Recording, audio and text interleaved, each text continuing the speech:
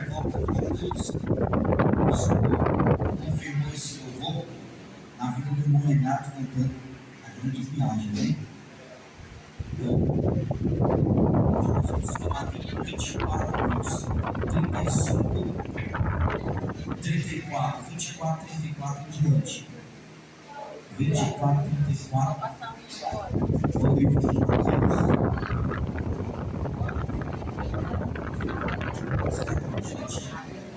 24, 34 em diante, em nome do Senhor, e a glória de Deus.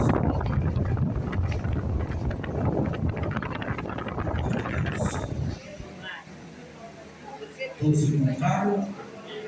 Amém? Diz assim, 24, 34 diz assim: verdade vos digo, que não passará esta geração sem que todas estas coisas aconteçam. O céu e a terra passarão, mas as minhas palavras não de passar. Porém, naquele dia e hora, ninguém sabe, nem os anjos, nem os céus, nem o Filho, mas unicamente meu Pai. E como foi com os dias de Noé, assim será também a vida do Filho do Homem. Portanto, assim como nos dias anteriores ao dilúvio, comiam, bebiam, casavam e davam-se em casamento. Até o dia em que Noé entrou na arca e não perceberam, até que veio o dilúvio e os levou todos. Assim será também a vinda do Filho do Homem. Então, estando dois no campo, será levado um e deixado o outro. Estando dois correndo no moinho, será levado um e deixado na outra. Vigiai, pois, porque não sabeis a que hora há de vir o vosso Senhor. Mas considerai isto: se o pai de família soubesse a que vigia da noite havia de vir ladrão, vigiaria e não deixaria que fosse roubada a sua casa. Por isso, estáis mais apercebidos também, porque o Filho do Homem há de vir a hora em que não penseis. Amém? Vamos sentar. Glória a Deus. Amada igreja, este é um assunto de suma importância para as nossas vidas, pois o tema desta pregação eu quero aqui denominar é dizer para você: preparai-vos, porque está próximo a chegada da vinda do Filho de Deus. Se preparem, porque nós muitas das vezes nos preparamos para tudo na vida, menos para a vinda do Senhor.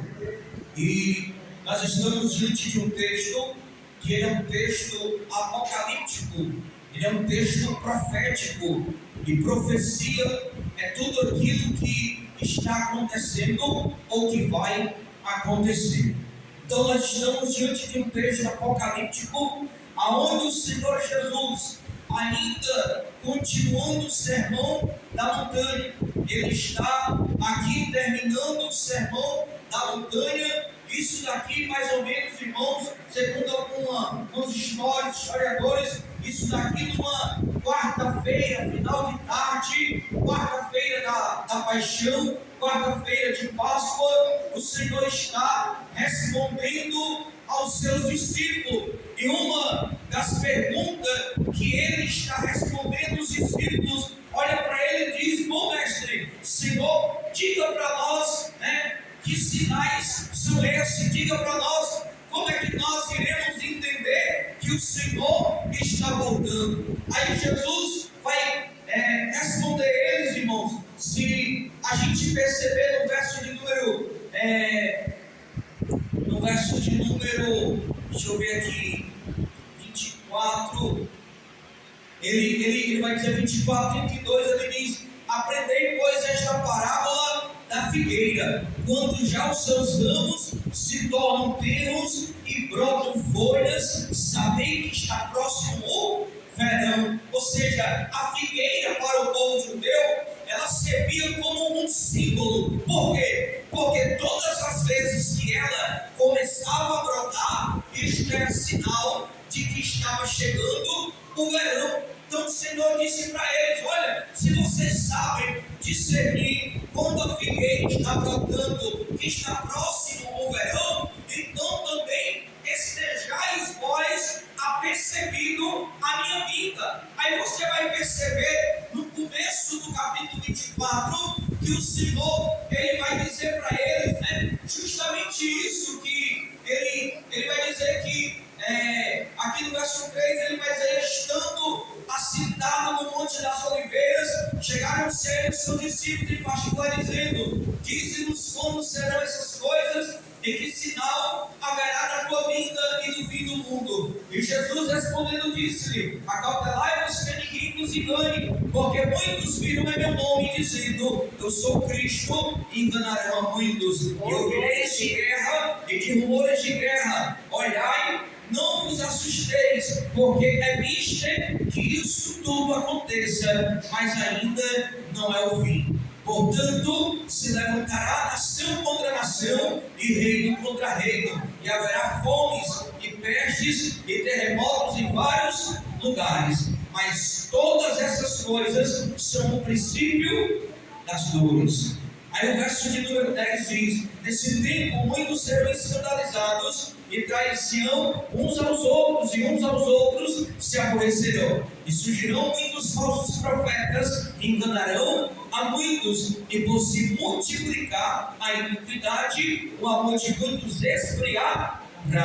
Mas aquele que perseverar até o fim será salvo. E esse evangelho do reino será pregado em todo o mundo, em testemunho a todas as gentes, então virá o fim. Jesus está respondendo aos discípulos e dizendo: olha, vocês sabem discernir quanto à figueira, pois também estejais atentos. Por quê, irmãos? Porque há uma grande diferença. Há o princípio das dores e há a tribulação. O princípio das dores é esse que nós estamos vendo. Ele está dizendo: haverá fome, haverá guerra, rumores de guerra, haverá peste, haverá o amor se esfriando. Então, tudo isso é o princípio das dores. Mas a grande tribulação é um dia tão terrível sobre a terra que a Bíblia diz em Apocalipse capítulo 9, e verso de número 6, a Bíblia diz que muitos desmaiarão de tantas coisas terríveis que iam te ver sobre a terra.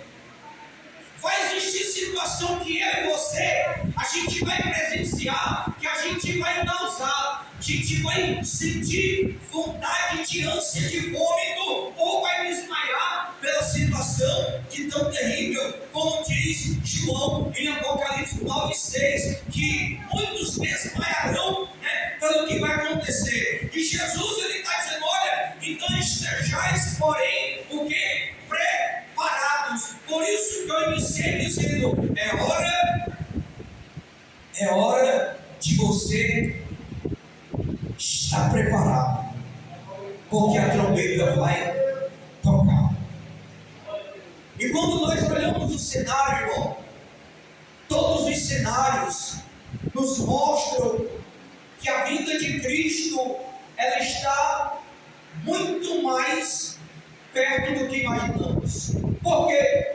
Porque nós sabemos que já se passaram algumas gerações.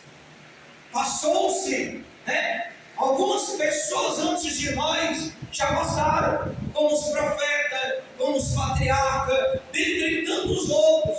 Então eu acredito que nós somos a última geração do arrebatamento. Então devemos nos preparar para esse dia. Por quê? Porque todo o cenário mundial está preparado. E aí nós vemos que esses sinais cada dia se avançam. Por quê? Principalmente quando nós viemos para o lado espiritual. Nós temos visto que no lado espiritual muitos falsos profetas têm se levantado, muitas doutrinas enganadoras, irmãos, muitos homens têm se levantado aí profetizando, operando milagre, e o povo correndo para cima deles, somente para tocar neles,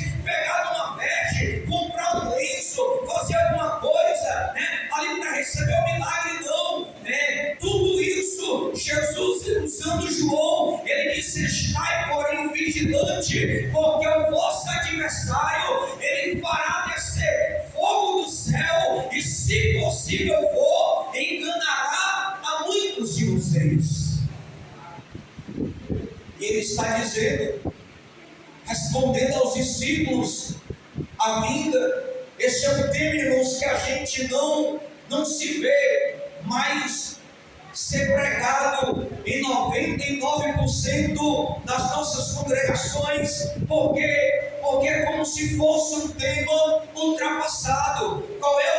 Quais são os temas hoje ministrados dentro das nossas congregações? Prosperidade, livramento, seja modalidade, atualidade, tudo pode, tudo isso. Então devemos ter cuidado, como disse a ministra Paula há pouco tempo em seu louvor. O trabalhar de Deus, ele dói, mas o trabalhar de Deus, ele é perfeito.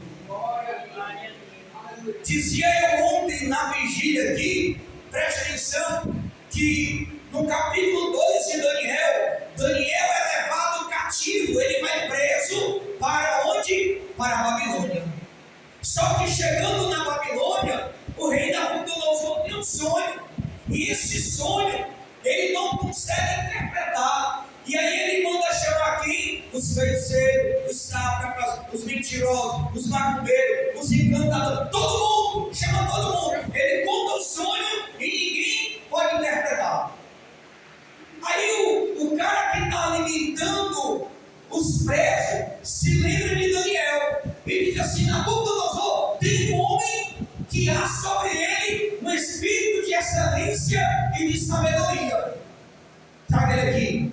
Quando ele trouxe, aí Nabucodonosor contou o sonho, ele disse: me dê só algum tempo, porque eu vou orar, e o Deus a quem eu sirvo, ele revela o profundo e o escondido. Ele estabelece rei, ele tira rei. Aí Daniel foi orar de madrugada. Quando foi no outro dia, Daniel voltou para ali o copeiro e disse: opa, o meu Deus já me deu a interpretação do sonho de Nabucodonosor. Ou seja, irmão, foi preciso Deus levar Daniel preso para a Babilônia, para Deus exaltar ele lá dentro do cativeiro. Trabalhar de Deus não é como a gente quer.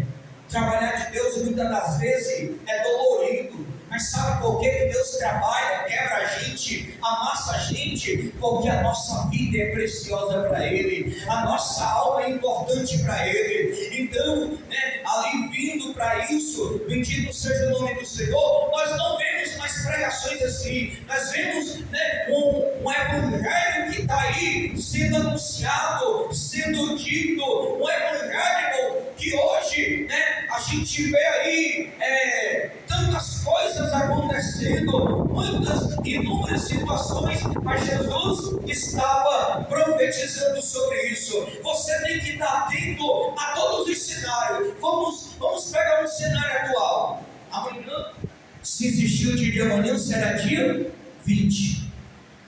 Amanhã será a posse do presidente da América, dos Estados Unidos, Donald Trump. Os que leem jornal, os que veem notícia, sabem que ele mandou um recado para o povo do Hamas. Ele disse assim: se vocês não libertarem os reféns até a minha posse, eu transformarei a terra de vocês no inferno. Que foi que aconteceu ontem? Um acordo de paz foi assinado. Hoje, domingo pela manhã, já foi soltado vários reféns.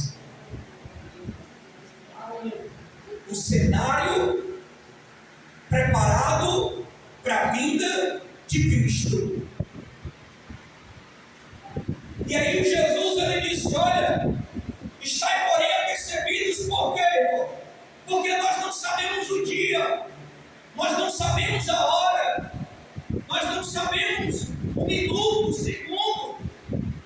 Ele disse: vocês não devem se preparar com as roupas bonitas, vocês têm que se preparar com o coração, com a vida no meu altar. uma vida na minha presença, porque quando eu voltar, irmão, a vida de Cristo, ela vai ser tão linda, que a Bíblia diz lá em 1 Tessalonicenses, capítulo de número 4, Paulo instruindo a igreja de Tessalônica, ele diz que quando ele voltar, ele vai ficar no céu, as catatumbas se abrirão, esse cemitério que você foi lá e deixou seu parente lá, a Bíblia diz que quando Jesus estiver no céu, aquelas catatumbas se abrirão, os buracos serão abertos e o teu parente vai ressuscitar, ele vai ressurgir, oh glória, ele vai se acordar do sono e Jesus vai levar primeiro eles, aqueles que estão com ele, e depois a gente vendo tudo isso, aí ele já vai estar lá no céu com o Senhor.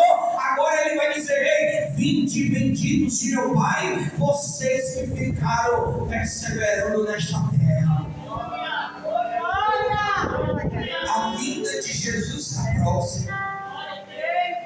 Aí ele compara e ele diz assim: olha, vocês sabem o dia que o ladrão veio roubar a casa de vocês?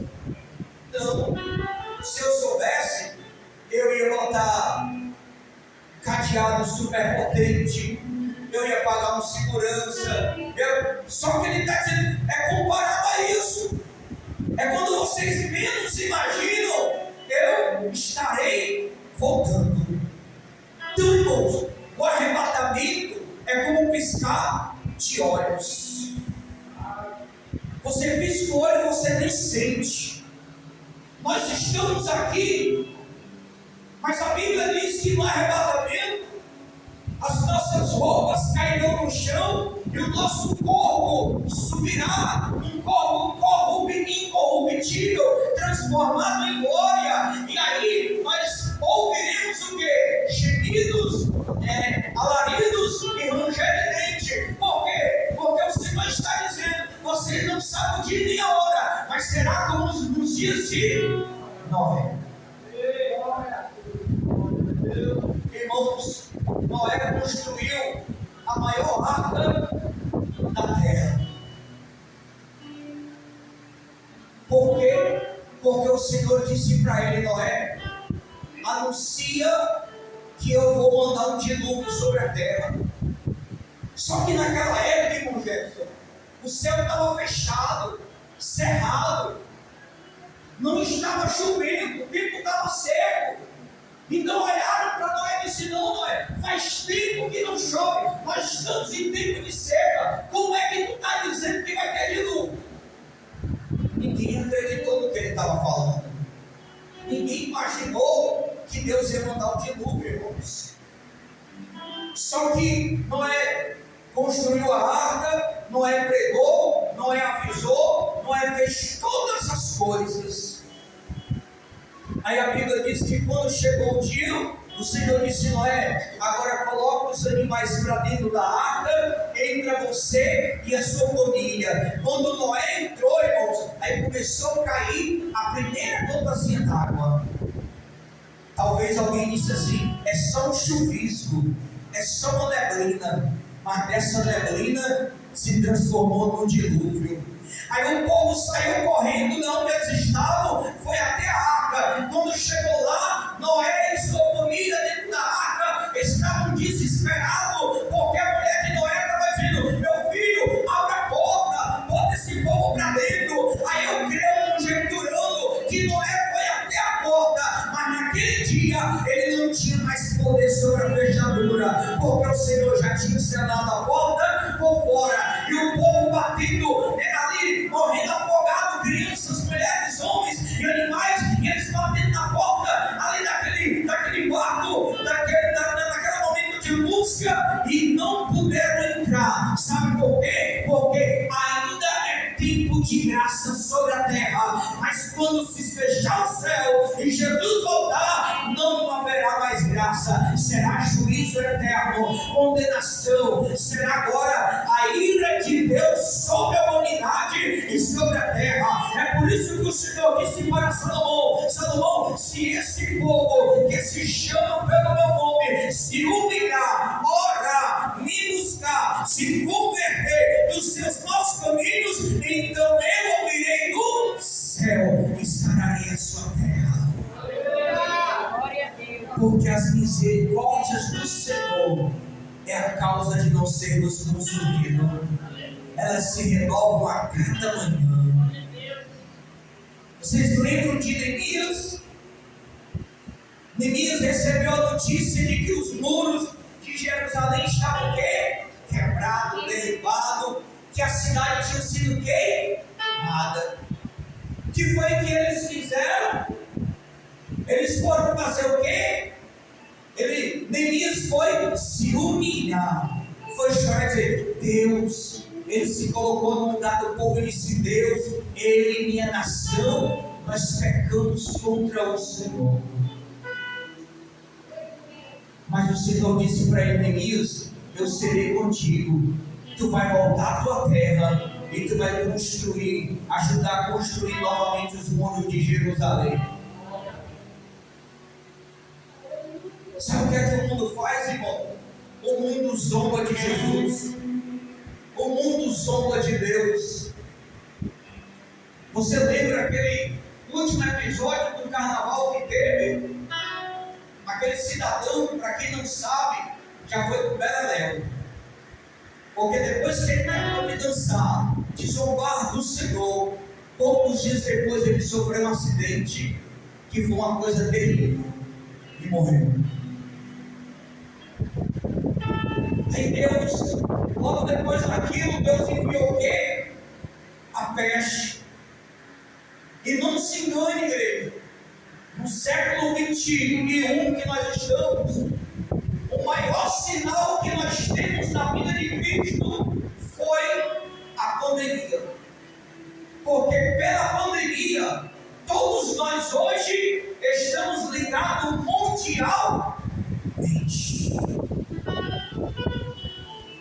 Todo o sistema está conectado. Porque esse alvoroço de levantar e taxar bits disso, aquilo outro. Porque o sistema está conectado. A gente só vai se enquadrar a eles. É aquilo que vai. Aperta teu cinto. Não queria te informar isso, mas aperta teu cinto. Está vindo a rosto de Deus aí. Porque é aquilo que entra, igreja, que eu já falei. Hoje já existe a marca da besta atuando no nosso meio. E possivelmente, até mesmo muitos de nós já estamos marcados com a marca da besta. Pastor, não diga isso. Digo. A Bíblia diz, porque nós, irmãos, precisamos entender que Apocalipse ele é um livro literal. O que é isso? É um livro de comparações. Então ele diz que a marca da besta, ela seria, quem será marcado não vai poder comprar e nem vender. Então, a Bíblia também me diz que eu sou selado pelo Espírito Santo. Quem acredita que tem a marca do Espírito Santo na sua vida aí? Levante a mão. Você acredita? Mas eu pergunto a você: se levante alguém do nosso meio e mostre para mim aonde está a marca do Espírito Santo no seu corpo. Cadê a marca? Está na tua mão? Está no teu pé? Onde é que está a marca? No teu coração. Então automaticamente a marca da besta não necessariamente será esse chip implantado. A marca da besta será o sistema conectado. Por quê? Porque aquele que for contra o sistema não vai poder comprar, negociar, vender e fazer nada. E aí, onde vai estar? Estaremos na brecha, na intercessão, buscando a sabedoria do Espírito para que possamos suportar a tentação. Porque a Bíblia está dizendo, e ela é bem clara: aquele que perseverar até o fim, este será salvo. Jesus está voltando para buscar sua igreja. Não há mais tempo de brincar, irmão. Mas é tempo de preparação. Vocês viram o texto dizendo, o texto é tão claro, a escrita é tão clara, para os dias, você multiplicar o pecado ao longo de muitas vezes. Vocês viram o que aconteceu esses dias? Mataram o subtenente da polícia, os caras mataram, ainda foram lá, depois que ele estava morto, fizeram o quê? Deixaram uma faca cravada na cabeça. Cadê o amor? Cadê o amor que a gente fala? Cadê o amor que o mundo prega? Cadê o amor que o mundo diz que tem? É por isso que nós somos, a igreja, ela é a escória da sociedade. Nós somos o esterco. Paulo diz, você sabe quando Paulo está dizendo, eu sou esterco do evangelho. Paulo está dizendo, eu sou a merda que o mundo rejeita. Irmão Marcelo, tem a expressão que ele está, se ele fosse falar na nossa linguagem de hoje, irmão, ele está dizendo, eu sou a merda que o mundo rejeita. Só que ele usa uma palavra bonita, eu sou esterco. Nós somos esse esterco, essa escória que o mundo rejeita, sabe por quê? Se a gente for falar de Cristo, alguém vai dizer, eu não acredito não, você está ficando doido, isso daí não vai acontecer não, eu escuto isso há muito tempo, não, então depois eu vou, isso aqui louco, vai ser como no dia de Noé, estão rejeitando, mas Jesus vai voltar, é por isso que a minoria é aqueles que acreditam, é aqueles que confiaram sua vida a Ele, é aquele que ele está dizendo, persevera, porque eu vou te chamar para morar no céu. Ele está voltando, ele vai voltar para buscar a sua igreja, a sua glória. As dores de parto estão se arrochando. Dizia eu semana passada aqui, irmão, você vai ver que os Estados Unidos, a Flórida, está pegando fogo. O bombeiro disse assim, eu nunca vi.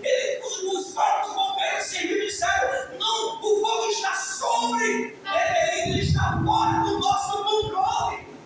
Não temos como controlar o fogo. Parece que ele está vivo, igual as serpentes que você quer matar. E ela foge aos Estados Unidos, Flórida pegando fogo. Você vem para o Brasil, é o Amazonas seco, é Manaus seco. Você vai para São Paulo, é enchente, pessoas morrendo afogadas. Começou a chover aqui em Fortaleza, 132 milímetros, já tem rua alagada, já tem pessoas sofrendo os danos.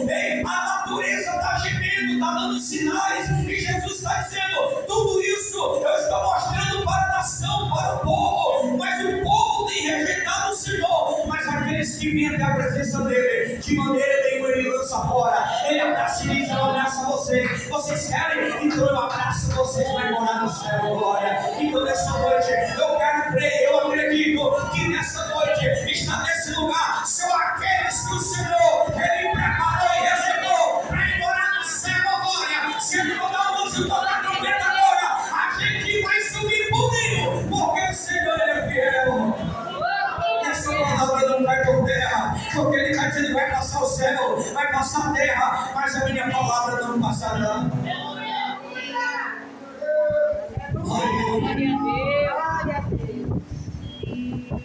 Aleluia.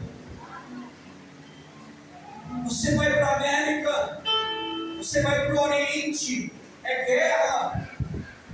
Você vem para a América, é briga. E se falar, irmão, outro sinal, a caristia. Se ou não? Quanto é que está custando um pacote de café hoje? 15. Você já imaginou pagar 15 reais num pacote de café de 250 gramas? É outro sinal de que Jesus está voltando. O que? Café? Só que Salomão escrevendo ali, Cantares de Salomão, ele contempla, tem uma visão, ele diz assim, olha, mas eu vejo aquele que que os olhos são como chama de fogo, os seus pés como latão reluzente, as suas vestes são mais brancas do que a lã, na sua coxa está escrito Rei dos Reis, o Senhor dos Senhores. Eu vejo ele montado num cavalo branco, e ele está vindo, ele está vindo, ele está vindo. O rei está vindo para quê? O rei está vindo para buscar a sua igreja, o rei está vindo para buscar o seu povo, o rei está vindo para buscar aqueles que estão perseverando. Então, irmão, se prepare, persevere, haja o que houver, esteja doendo aonde estiver doendo, mas permanece na presença, porque logo estaremos morando no céu, e naquele dia não vai ter fome, não vai ter choro, não vai ter câncer, não vai ter lágrima. Pelo contrário, Deus vai transformar nossa tristeza em alegria.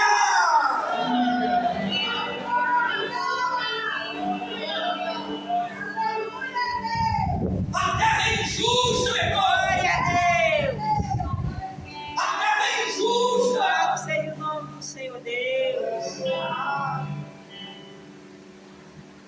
Esses caras aqui são maiores do que nós, eles têm poder. A gente tem que orar para que não aconteça com a gente, mas a terra é injusta. Até a gente provar a nossa inocência é uma injustiça. Eu digo isso. Se não sabe, eu contei aqui, está com 3 anos, que quase eu ia ser preso por algo que eu não fiz, irmão. Chegaram a me colocar num artigo, eu acho que na época, ele botou uma foto, mandou para mim, meu menino. Chegaram a me colocar no artigo 181. Como que eu vou provar? Como que eu ia provar algo que eu não fiz? A terra é injusta. Mas eu louvo a Deus, porque essa injustiça que acontece, nós temos um justo juiz para o nosso advogado. Ele não falha, mas ele advoga as nossas causas. Aleluia. Então, ainda que a terra não acredite em você, isso não tem importância. O que me importa hoje é que o Senhor disse: ei, eu vou abrir o livro, e aquele que eu chamar, se tiver escrito no nome do livro da vida, este terá a salvação e a vida eterna. Oh, glória! Se Jesus abrir o livro hoje, ele pode chamar seu nome, ou se ele chamar e não estiver aqui, o que será de você, igreja? O cenário será de destruição, de angústia, de choro, mas para a igreja será o dia mais feliz da vida de Jesus Cristo. Aleluia. Aleluia. Aleluia. A Bíblia, Sofonias, diz que o dia do Senhor será como um dia terrível de lamentação. A Bíblia diz que na grande tribulação, agora imagina comigo, irmão, eu fico me perguntando com o Senhor, como que vai ser isso? Porque a Bíblia diz assim, lá em Apocalipse 9, a morte será presa. Ou seja, agora imagina comigo, uma pessoa se jogando debaixo de um carro, de um ônibus, de um trem, ela ficando no chão só o papel e não morrer. Porque o espírito da morte será preso. Você consegue imaginar como é que vai ser o dia da vida de Cristo? Mas esse dia não está reservado para a noiva, porque eu e você já estamos vestidos com vestes brancas, limpas, santificadas e purificadas pelo sangue do Cordeiro chamado Jesus. Jesus está voltando, ele vai voltar. Amós capítulo 4, verso 12, ele diz assim: prepara-te, Israel, para te encontrares com o Senhor teu Deus. Ele se prepare, você está preparado? Ou se não tiver, o Espírito de Deus está dizendo para você: se prepare, não é mais momento de estar fora da presença, porque a qualquer hora a trombeta vai tocar, o som vai ser ali tocado pelos anjos, e nós temos que estar preparados para morar no céu. Agora, imagina comigo, irmão. Está tu e o teu marido deitado na mesma cama. A trombeta tocou. Se um subir, o outro ficar. Quando você olhar para cá e dizer, meu Deus, cadê meu esposo? Cadê meu esposo? Estava dormindo comigo, ele subiu, ela subiu, eu fiquei.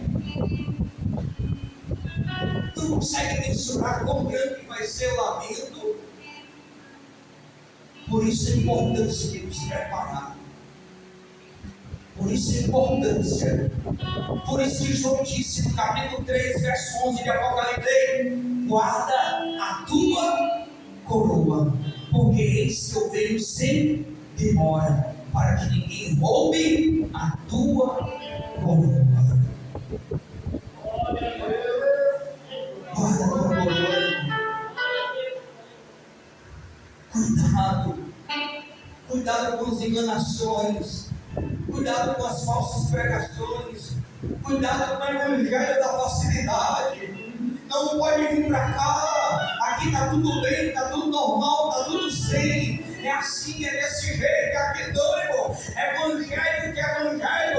Eu desafio você a ler de Apocalipse. Evangelho que é evangelho. Ele tem que trazer sofrimento, ele tem que trazer choro, ele tem que trazer derramamento de sangue. Você tem que sentir, sabe por quê? Porque o maior homem do mundo teve que passar pela cruz do Calvário. Então é evangelho que não cobra renúncia, é evangelho que não cobra arrependimento, é evangelho que só prega prosperidade, é evangelho que só prega mudança de vida, é evangelho que só prega dinheiro. Esse não é o evangelho. Está na hora de você correr, está na hora de você passar bem longe dessas placas, esses homens que colocam outdoor, esses homens que colocam ali, chamando as pessoas para ali. Não, quem faz o milagre não é o homem, quem faz o milagre é o Senhor. E Jesus está dizendo: ei, não deixe que o vosso inimigo vos engane, porque há um só caminho.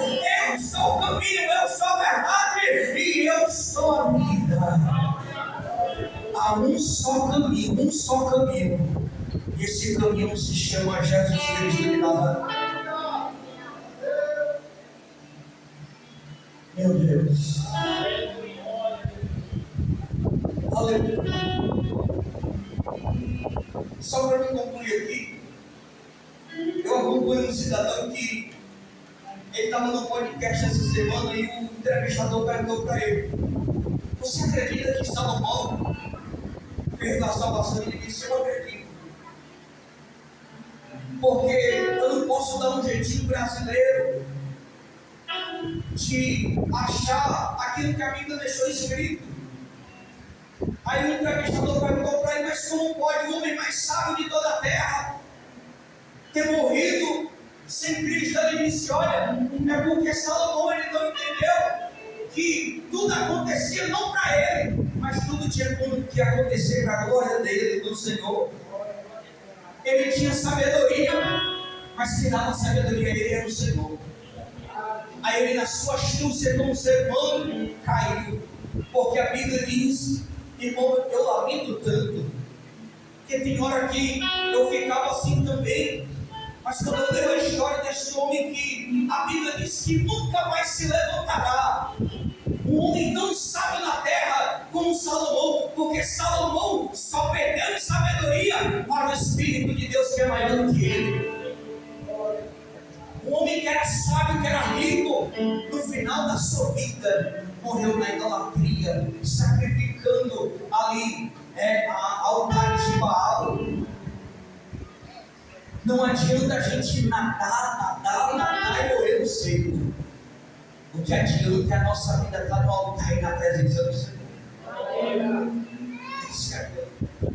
Você pode se colocar de pé nessa noite? A gente tem 10 minutinhos ainda. Você adorar. Depois o grupo adora para todo mundo aí. Mas eu quero adorar com você aquele dia.